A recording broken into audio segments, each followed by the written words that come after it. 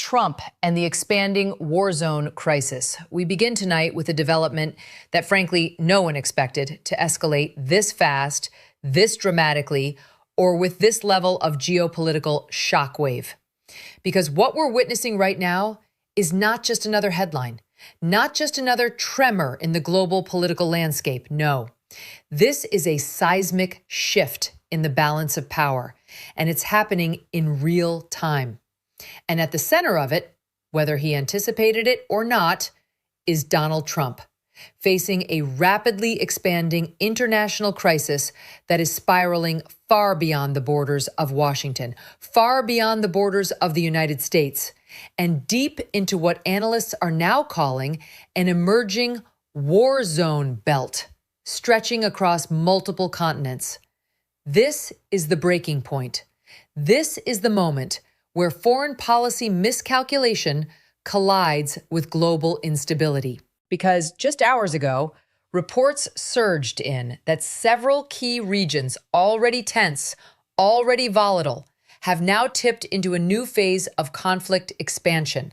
And the reason this is so explosive, the reason this is so dangerous, is that these developments are directly intertwined with decisions made by the Trump camp, decisions that are now rippling outward in ways his advisors simply did not anticipate, or worse, failed to prevent.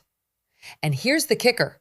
While American leadership is scrambling to respond, while Washington is caught flat-footed, something else happened that absolutely stunned diplomatic observers. Canada, yes, Canada, managed to secure a strategic foothold in the European defense and energy realignment before the United States even knew the door was open. Let me say that again. Canada moved first. Canada locked down key agreements. Canada stepped into a vacuum the U.S. left behind. Think about that for a second. This isn't just a diplomatic embarrassment. This is not some routine foreign briefing buried in page 6 of a newspaper. This is a moment that exposes a deeper truth, a truth about American influence, about American priorities, about how quickly geopolitical leverage can shift when one superpower hesitates and another nation, even a smaller one, refuses to wait. But here's where things get even more urgent. Intelligence sources are now warning that Trump's reaction to this expanding conflict zone, combined with his public statements and behind-the-scenes pressure, may actually be accelerating the instability, creating the very conditions the U.S. is now struggling to contain. And if that sounds unbelievable, if that sounds too dramatic, too chaotic, too messy, then let me tell you something. This is exactly what military analysts predicted would happen if the global order hit a moment of leaderless drift. And guess what? We are in that moment. We are watching alliances stretch. We are watching adversaries test the limits. We are watching neutral countries suddenly pick sides out of sheer necessity. And into this chaos steps Trump, loud, reactive, combative, at the exact moment when the world needed steady hands and coordinated strategy. But instead, we got confusion. We got improvisation. And now we have a multi-front crisis that is expanding faster than Washington can stabilize it. And this right here is the breaking news. This is the story that will define the next chapter of American foreign policy. This is the moment where Trump's decisions collide with global reality. The world just changed, and most Americans don't even realize it yet. Let me explain what just happened. What just happened in the last 48 hours is the kind of geopolitical whiplash that historians will study for decades. Because the chain reaction didn't start with a missile strike or a military invasion. No, this began with a vacuum, a power vacuum, a leadership vacuum. And the moment that vacuum opened, every major and minor player on the world stage rushed in at once. Some with diplomacy, some with ambition, some with weapons. And Donald Trump whether intentionally or accidentally, was right in the middle of the spark that lit the whole thing. Let me break it down clearly, because the sequence matters. It started when Trump publicly dismissed an escalating regional conflict as a local issue that the U.S. shouldn't be dragged into. Sounds harmless, right? Sounds like a political stance, nothing more. Except here's the problem. That region wasn't stable. It wasn't calm. It wasn't under control. It was already on edge, already volatile, already under pressure from rival factions who were just waiting for any sign that the global referees were stepping off the field. And Trump handed them that sign on a silver platter. Within hours of his statement, two neighboring factions launched coordinated offensives, each believing the other would be blamed, each believing the U.S. would stay on the sidelines. Suddenly, the small, localized crisis morphed into a two-front conflict involving militias, political factions, and foreign mercenary groups. And once that fuse was lit, larger powers began to react. Here is where things get serious. Europe immediately realized the danger. They saw the potential spillover. They saw the risk to their borders, their energy routes, their economic stability. So European leaders began scrambling for partners who could guarantee resources, security coordination, and logistic support. And guess who stepped in? Not the United States. Not the traditional post-war leadership we're used to seeing in moments like this. It was Canada. Prime Minister Carney saw the crisis forming and jumped into action. He secured a trilateral framework with two major European nations, something the U.S. had been expected to lead, something Washington had been quietly negotiating but hadn't finalized. Canada executed the deal first, fast, quietly, surgically. By the time the U.S. realized what was happening, the agreements were done. The photo ops were posted. The signatures were dry. And in diplomacy, timing isn't just important, it's everything. Washington was left looking hesitant, slow, reactive. And that perception, whether fair or not, emboldened other countries who had been waiting to test the waters of a world where the U.S. doesn't automatically take the lead. Here's the part nobody is talking about. Several nations, including players with long-standing tensions with the U.S., saw Trump's dismissal of the initial conflict as a green light. They interpreted it as a signal that America's foreign policy apparatus was fractured, distracted, or simply unwilling to engage. And they moved. Immediately. Some sent aid to their preferred factions. Some deployed drones. Some initiated covert economic pressure. And every one of those moves amplified the crisis, turning the region into what experts now describe as a rapidly widening war zone corridor. Trump, meanwhile, doubled down publicly, insisting that the U.S. shouldn't police the world, a phrase that resonates politically but carries massive consequences when said at the wrong moment, in the wrong context, during the wrong crisis. Think about that. A handful of sentences triggered real-world maneuvers. A leadership vacuum opened. Regional conflicts escalated. Canada filled a strategic void the U.S. didn't expect to leave. And adversaries tested boundaries Washington wasn't prepared to enforce. This is not just a misunderstanding. This is not just bad timing. This is a chain reaction that has already redrawn diplomatic lines. And now the question becomes, why is this such a big deal? This is a big deal not just because of the diplomatic embarrassment, not just because of the ripple effects, but because what we're seeing right now is the unraveling of a global expectation. The expectation that the United States will always be the anchor, the stabilizer, the last adult in the room. And when that expectation cracks, even a little, the entire structure of international order begins to wobble. Let me explain what this means. For decades, whether you liked U.S. foreign policy or not, one thing was clear. When a crisis emerged, the world waited to see what Washington would do. Allies calibrated their strategies around American leadership. Adversaries measured their risks against potential American intervention. Markets stabilized or destabilized based on U.S. messaging. But this time, the world didn't wait. They saw hesitation. They saw political discord. They saw a former president, still commanding massive influence, dismiss a crisis that diplomats had been quietly attempting to contain. And they reacted immediately. Because hesitation in geopolitics is not neutral. Hesitation is an action. Hesitation tells the world, move now, while the giant is distracted. This is a big deal because in that short window, power began shifting. And when power shifts, so does the balance of risk. Now let's talk numbers because they paint a frightening picture.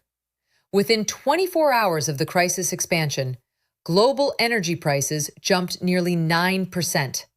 European markets dipped by over 3.5%. Several major shipping routes saw insurance surcharges jump as high as 40%. Defense indexes surged, with contractors reporting record single-day gains. These are not small signals. These are alarms.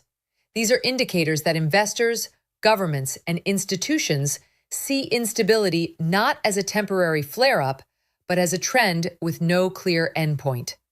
And why? Because the world perceives a fractured U.S. response. They see part of the American political sphere urging restraint, while others warn of disastrous consequences. They see conflicting statements, mixed signals, and a White House struggling to reclaim narrative control. But here's the part nobody wants to say out loud. The United States didn't lose influence because another country defeated it. The U.S. lost influence because it stepped back at the exact moment stepping forward was essential. Think about that for a second. When Canada filled the gap, Europeans applauded not out of preference, but out of necessity. They needed stability. They needed coordination. They needed someone to take the lead. And when America hesitated, they moved to whoever would make the first decisive move. And that's where things get even more serious. Because when smaller nations successfully lead, it exposes a truth that superpowers hate confronting. The world can adapt without them. When alliances shift, even temporarily, the old hierarchy becomes negotiable. New partnerships form, old ones weaken. And in those gaps, adversaries slip through the cracks. This is a big deal because military analysts warn that instability rarely stays contained. Once a conflict corridor forms, neighboring regions often get pulled in. And once great powers begin supporting different factions, what starts as a regional dispute turns into a geopolitical chess match. Sound familiar? Because that's exactly how proxy wars begin. And this is where the story takes a turn. Trump's public rhetoric, combined with America's delayed diplomatic response, has fed two narratives simultaneously: that the U.S. is unwilling to intervene and that the U.S. is unable to coordinate. Both narratives are dangerous. Both narratives embolden adversaries, and both narratives make allies nervous, very nervous. That is why this moment matters. That is why this crisis is not just another headline. This is the moment where the global order shifts, one hesitation at a time. And the real question is, was this part of someone's strategy? Now let's talk strategy, because nothing on the geopolitical stage happens in a vacuum. Not the timing, not the messaging, not the silence, and definitely not the sudden decisive moves coming from countries like Canada, while the United States stands at the edge of an expanding conflict zone asking, what just happened? Here's where things get serious, because behind the scenes, this wasn't just a random flurry of diplomatic maneuvers. This was a calculated power play, one that reveals far more about the shifting global order than the headlines are willing to admit. Let me walk you through the part nobody is talking about. When Trump made those remarks dismissing the initial conflict, several governments had already been monitoring the region's destabilization for months. Intelligence agencies saw increasing militia activity. They saw cyber intrusions. They saw foreign money and weapons flowing into the area. This wasn't a surprise to the professionals. This wasn't sudden. The crisis was steadily building. But they were counting on the U.S. to anchor the response. Then Trump stepped in, dismissing the seriousness of the situation, publicly, loudly. And here's the thing. Adversaries didn't just hear it, they amplified it. They replayed it on foreign networks. They framed it as proof that Washington was divided, disinterested, distracted. That alone shifted the entire strategic landscape. So what did Canada do? They executed a classic geopolitical maneuver. Move into the vacuum before anyone else realizes it exists. Prime Minister Carney's team had been preparing for weeks, drafting agreements, lining up energy policies, courting European partners quietly. And when the U.S. appeared hesitant, they acted instantly. They didn't wait for Washington to get its footing. They didn't wait for American officials to recalibrate. They stepped in, secured the deal, and positioned Canada as a stabilizing partner at a moment of high volatility. Is that a power move? Absolutely.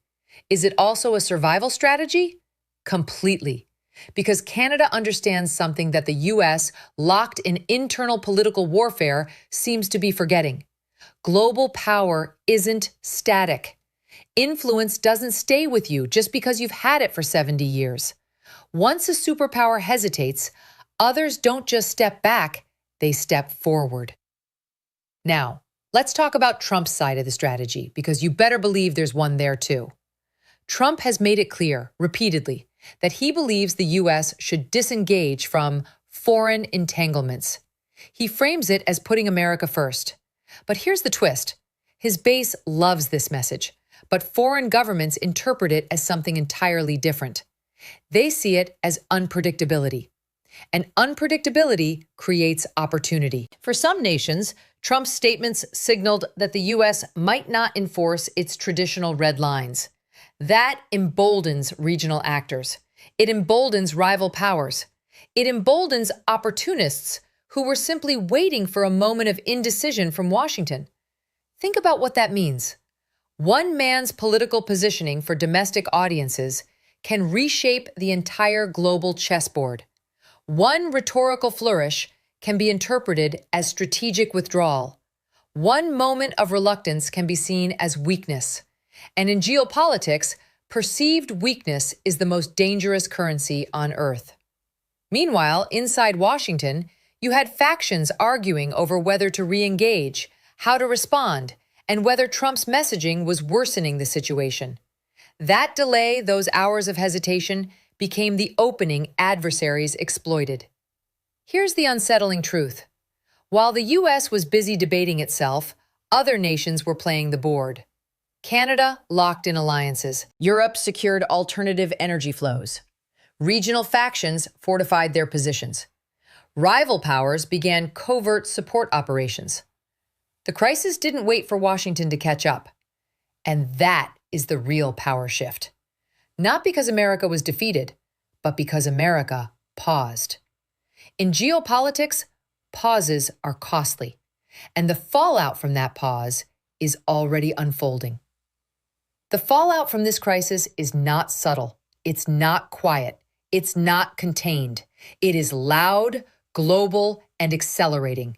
Because when a conflict zone expands, when alliances shift, when the world senses hesitation from a superpower, every actor reacts simultaneously. And the reactions we've seen over the past 72 hours reveal just how deeply this moment is shaking the international system. Let me explain what has happened since the crisis began unraveling. First, world leaders. Their responses have been strikingly divergent, some cautious, some opportunistic, Some openly panicked. European leaders, especially those in the nations directly bordering the destabilized region, issued emergency press conferences stressing unity, stability, and the need for swift, coordinated action. But make no mistake, behind the polished diplomatic language, there was frustration. Multiple insiders have confirmed that European officials were blindsided by the U.S. delay. They felt abandoned at a moment when American leadership was expected assumed even. And when Canada entered with a ready-made framework, European leaders took the deal because they had no choice. Their reaction wasn't about preference, it was about survival. And then you have the markets. Markets do not care about political messaging. Markets respond to risk. And the moment the conflict corridor expanded, the risk indicators went haywire. Energy futures spiked. Defense stocks surged. Manufacturing indexes dipped. Shipping insurers raised rates. The volatility wasn't just domestic, it was global. Investors around the world started moving assets into safe havens, bonds, metals, the usual lifeboats for turbulent seas. Think about what that means for everyday people. Rising energy prices hit families. Shipping surcharges hit businesses. Market uncertainty hits retirement accounts. Geopolitical instability always comes home to the pocketbook. Then there's the intelligence community. Sources inside multiple agencies have expressed concern, some publicly, many privately, that the rapid spread of this conflict is a sign of something deeper, a coordinated push by rival powers to test the limits of American engagement. They're calling it a threshold test, a moment to see how far regional actors can push before the U.S. steps in. And because Washington appears fractured between Trump's public rhetoric and the administration's more cautious posture, no one is sure where that threshold actually is. That uncertainty is dangerous.